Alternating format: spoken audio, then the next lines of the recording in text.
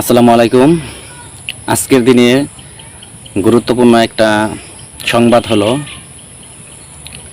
সাংবাদিক মোজাম্মেল বাবু এবং শ্যামল দত্ত তারা ভারতে পালানোর সময় ময়মনসিংহের একটি বর্ডার এলাকায় সকালে গণধোলাই খেয়ে পুলিশের হাতে জনগণ সুপর্দ করে কিংবা পুলিশ গিয়ে তাদেরকে থানায় নিয়ে আসে।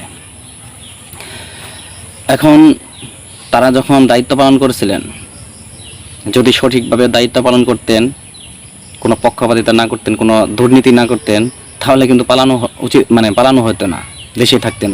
অনেক সাংবাদিক এখনও দেশে আছে। তারা কি পালাইছে? পালাচ্ছে? পালায় নাই।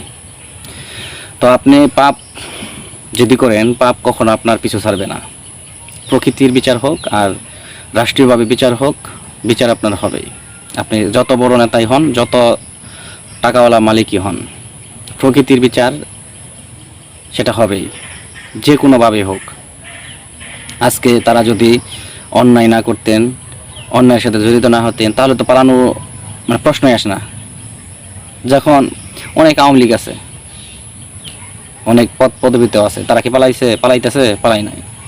কিন্তু কারা পালাচ্ছে, কারা ধরা পড়ছে? যারা দেশের টাকা লুটপাট করছেন বা দুর্নীতি করছেন, স্বৈরাচারমূলক কোনো কাজ করছেন, তারাই কিন্তু আজকে ধরা পড়তেছেন বা তারাই কিন্তু শাস্তির আওতায় আসতেছে, তাই না?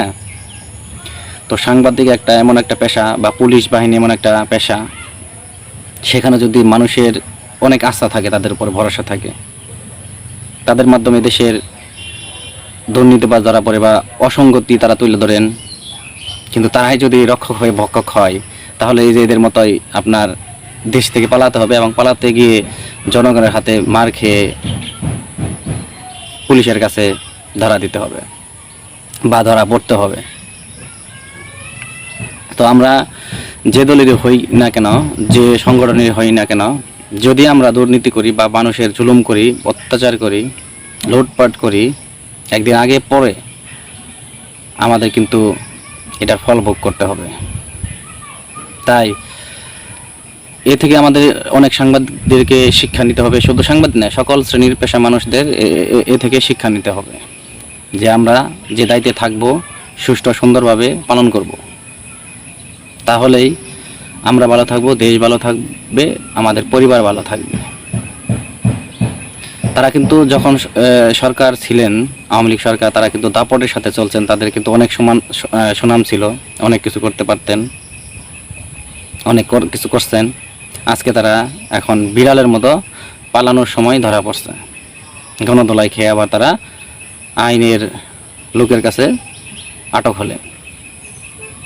এখন তাদের বিচার হবে, মামলা হবে, ইত্যাদি হবে।